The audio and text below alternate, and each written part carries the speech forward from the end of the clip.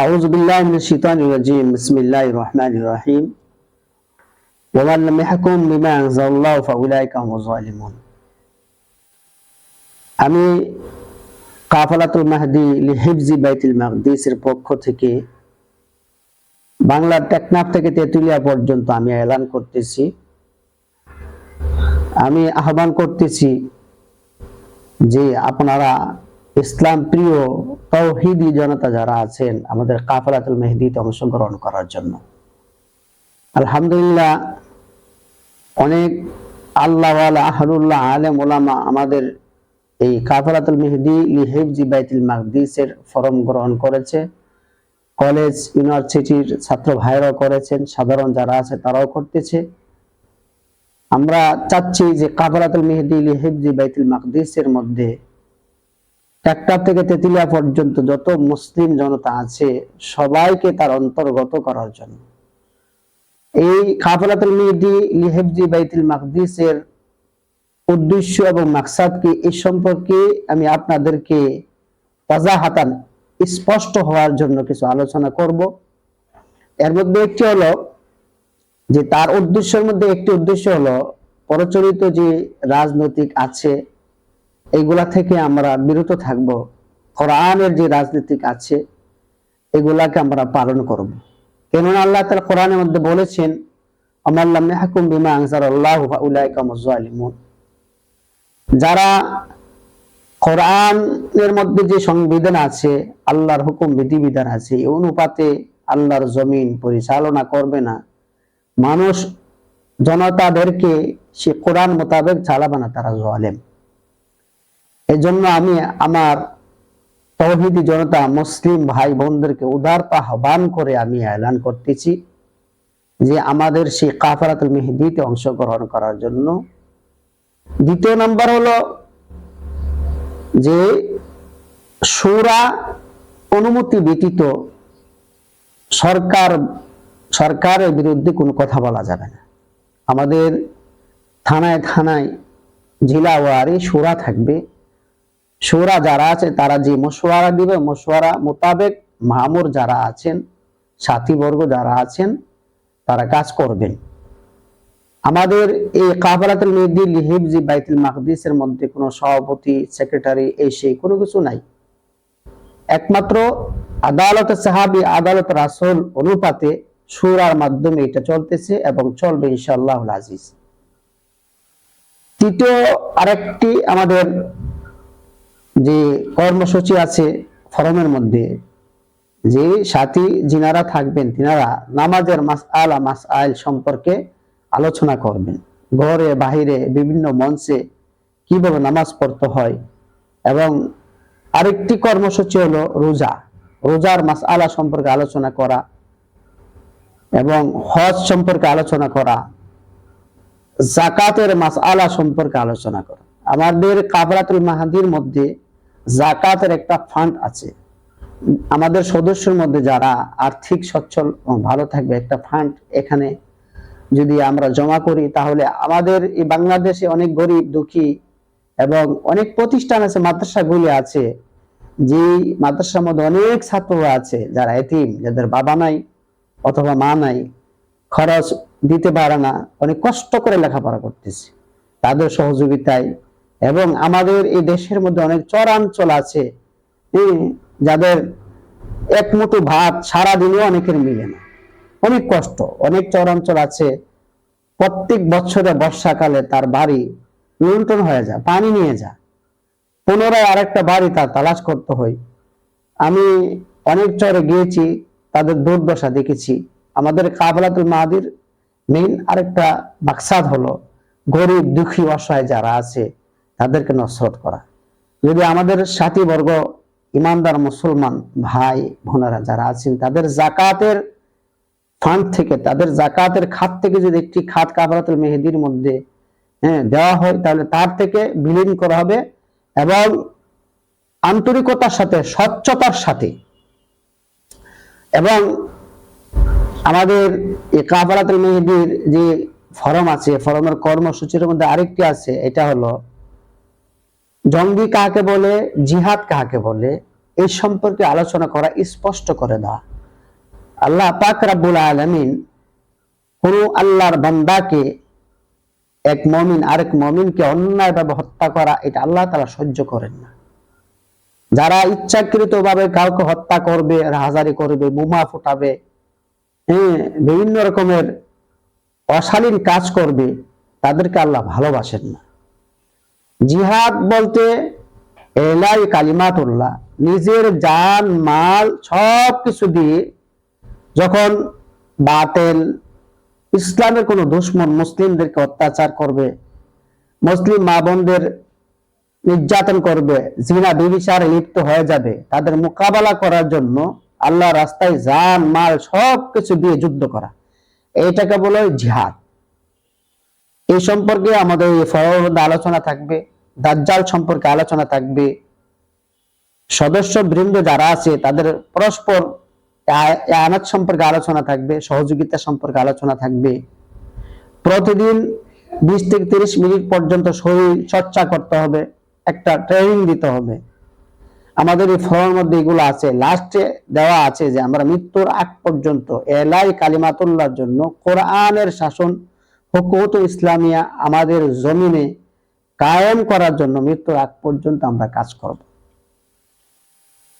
কারণ হলো নবী আলাইহিস সালাম, আমাদের বিশ্বনবী মুহাম্মদ রাসূলুল্লাহ সাল্লাল্লাহু আলাইহি সাল্লাম, তিনি বলেছেন আমার বংশ থেকে একজন বিশেষ একজন ভালো এক ব্যক্তি আবির্ভূত হবে, যাকে আমরা বলি ইমাম মাহদী আলাইহিস সালাতু ওয়াস সালাম।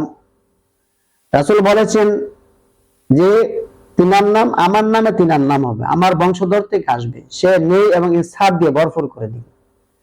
যখন দেখবে যে ইমাম মাহদী আলাইহিস সালাতু ওয়াস সালাম ভাইর হয়ে গেছে, এই দল ভাইর হয়ে গেছে, তখন তোমরা তোমাদের সামনে যদি বড়দের পাহাড় পরে হামাগুড়ি দিয়ে হলো তোমরা তাদের সাথে যোগ দিবে। আজকে আমাদের এই দেশ 53 বছর অথবা 54 বছর হয়েছে, স্বাধীন হয়েছে। যারা সেনাবাহিনীতে অংশগ্রহণ করেছে কিন্তু যুদ্ধ পর্যন্ত করে নাই, তাদেরকে সেনাবাহিনী বলা হয়।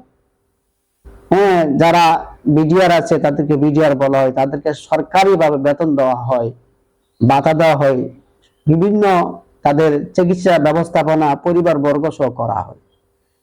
যদি যুদ্ধবিহীন সেনাবাহিনীতে ঢুকলে, বিডিআরে ঢুকলে, র্যাবে ঢুকলে তাকে যদি বাংলাদেশের একজন সৈনিক বলা হয়, মেহেদী আলাইহিস সালাম আসবে, রাসূল 1400 বছর আগে বলেছেন, ওনার দলে যদি আমরা অংশগ্রহণ করি তাহলে আমরা কেন মুজাহিদ হব না? অবশ্যই আমরা দুনিয়া থেকে বিদায় নেওয়ার সাথে সাথে আল্লাহ তাআলা আমাদেরকে মুজাহিদ বানাইয়া জান্নাতের মধ্যে আল্লাহ তাআলা প্রবেশ করাবে। আমরা কাল হাসর ময়দানে মুজাহিদ হয়ে উঠব। আমাদের এই কর্মসূচিটা থাকবে, আমরা সারা বাংলাদেশে আন্তরিকতার সাথে কাজ করব এবং আমাদের যারা সেনাবাহিনী ভাইয়েরা আছেন তারাও মুসলমান, র্যাব যারা আছেন তারাও মুসলমান, পুলিশ যারা আছেন তারাও মুসলমান, সবাই আমরা মুসলমান। 90% একটা মুসলিম দেশের মধ্যে অন্যায়, রাহাজারি, ব্যভিচার এগুলো হচ্ছে, কিন্তু সেনাবাহিনী ভাইয়েরাও হতভম্ব হয়ে যাচ্ছে, সরকার হতভম্ব হয়ে যাচ্ছে। কোন দিক দিয়ে যাবে? কোনো সুরাহা পাচ্ছে না। সুরাহা তো আসলে মানব রচিত আইনের মধ্যে কোনো সুরাহা নাই। আমরা যতদিন পর্যন্ত আমাল্লাম ইয়াহকুম বিমা আনজালাল্লাহ ইনিল হুকমু ইল্লা লিল্লাহ, আল্লাহর জমিনে আল্লাহর হুকুম চলবে, যতদিন পর্যন্ত আমরা সেই মোতাবেক না চলবো, সেই চিন্তা চেতনা আমাদের মাথার মধ্যে না নিব, আমাদের এই দেশে খোদার কসম খেয়ে বলি কোনোদিন শান্তি আসবে না। কোনো সরকার এখানে শান্তি আনয়ন করতে পারবে না। শান্তি তো একমাত্র আল্লাহর হাতে। আজকে যদি আমরা তাগুতের অনুসরণ করি, মানব রচিত আইনের অনুসরণ করি, সরকারি ভাইদেরকে, সোলজারদেরকে জিজ্ঞাসা করলে বলে আমাদের রাষ্ট্রের আইন মানতে হয়। যার আইন আপনি মানলেন, অন্যায়ভাবে আলেম ওলামার উপর অত্যাচার করলেন, সবকিছু করলেন, ঠিক আছে, এই যে অন্যায়ভাবে যে করলেন তার আইন মানলেন, সে তো খুদা না। সে তো খুদা না। তার আইন মোতাবেক চলা তো আমাদের উপরে ফরজে আইন না। সে যদি কোরআন এবং হাদিস মোতাবেক কোন অর্ডার করে, এটা মানা আমাদের উপরে ফরজে আইন। যদি মাসিয়াত ইলাল্লাহ, যেটা আল্লাহ নাফরমানি হবে, আর আল্লাহ নাফরমানি কোনো কাজ যদি আমরা করি তাহলে আমরা আল্লাহ নাফরমান হয়ে যাব। এজন্য তার তো একজন প্রতিনিধি আছে, তার একজন খালেক আছে, তিনি হলেন আল্লাহ, আমাদের মালিক, আমাদের খালেক, আমাদের স্রষ্টা একমাত্র আল্লাহ তাআলা।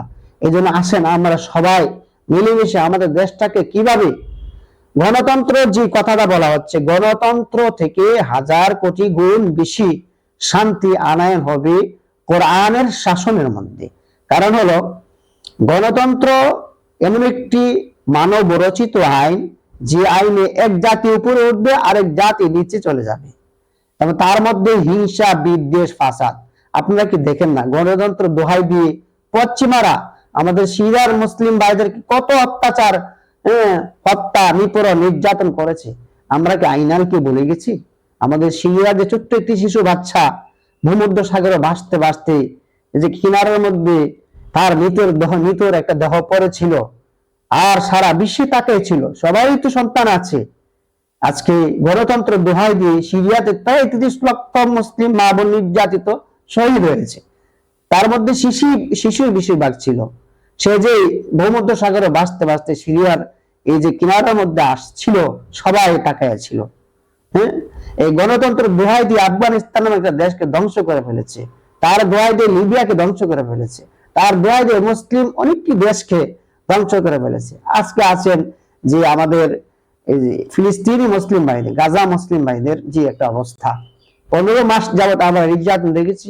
আমি তো জন্মের পর থেকে নিয়ে এই পর্যন্ত ফিলিস্তিনি মুসলিম মা বোনদের চোখের পানি দেখেছি, তাদের হাসি আর দেখিনি, তাদের রক্ত দেখেছি, তাদের শিশুদের নির্যাতন দেখেছি, বোমার আওয়াজে আল্লাহ আল্লাহ করে চিৎকার মারে ঘর থেকে বাইর হয়ে গেছে, এটা দেখেছি আমি।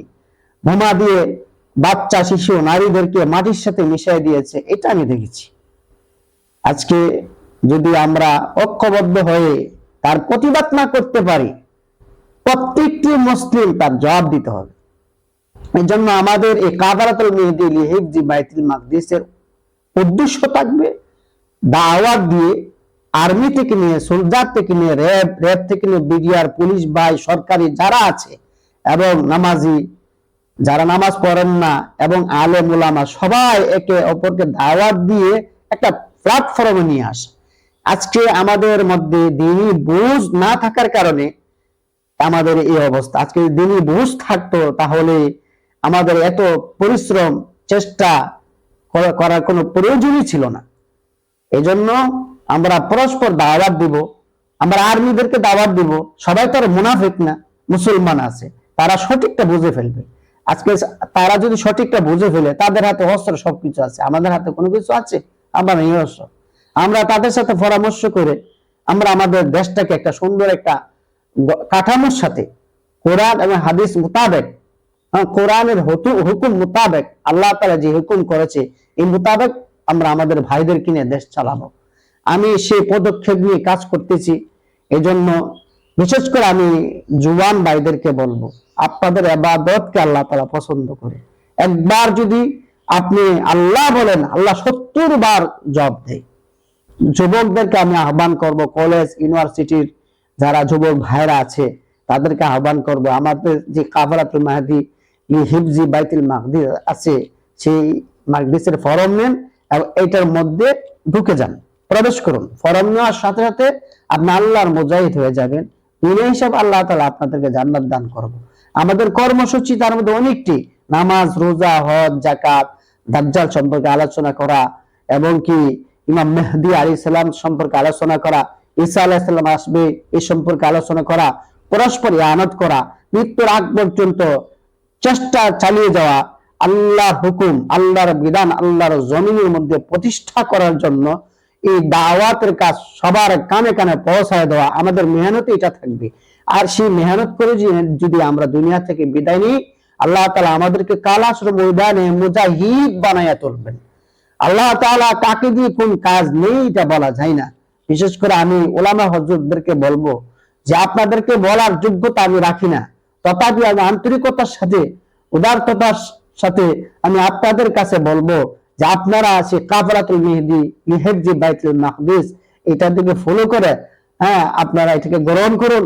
আর আপনারা যদি গ্রহণ করেন তাহলে সবাই কি গ্রহণ করবে।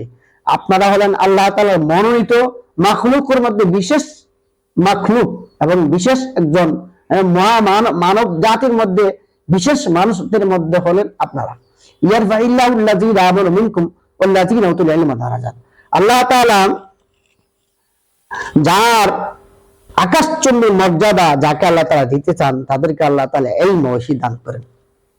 আমাদেরকে আল্লাহ তাআলা ইলম ওয়াহি দান করেছেন। এজন্য আমি উদারত আহ্বান করব, আমরা আর কত বছর থাকবো? আমরা মুসলিম ভাই ভাই একে অপরকে কেন আমরা হিংসা বিদ্বেষ ফাসাদ এগুলার মধ্যে লিপ্ত হব, একজন আরেকজনকে হত্যা করব? কি প্রয়োজন আছে আমাদের? আজকে আমাদেরকে আল্লাহ তাআলা আলেম হিসেবে কবুল করেছেন, লাখো কোটি শুকর। আল্লাহ তাআলা বলেছেন যারা আলেম তারা জমিনের মধ্যে ন্যায় প্রতিষ্ঠা করবে। আমরা আমাদের এই যে দেশের প্রেসিডেন্ট ক্ষমতা হওয়ার আমাদের তিল পরিমাণ কোনো লোভ নাই, চুল পরিমাণ লোভ নাই। একটাই জিনিস যে আমরা ঐক্যবদ্ধ হয়ে আমরা আমাদের দেশটাকে আমরা হুকুমত ইসলামী মোতাবেক চালাবো।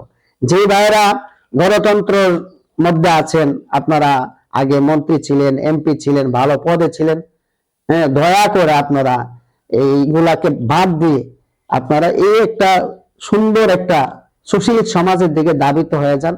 হয়ে আপনারা মিলে, আপনারা আমাদের সাথে মিলে আপনাদেরকে নিয়ে কাজ করব। যখন আমাদের হাতে সবকিছু আসবে, আপনি এমপি মন্ত্রিত্ব চান কি চান, আপনার অনেক ক্ষমতা আল্লাহ তাআলা আপনাকে দিয়ে দিবে, দেশ চালাবেন। আমরা শুধু কোরআন মোতাবেক আপনাদেরকে বলবো এইভাবে চলতে হবে, এইভাবে চালাবেন।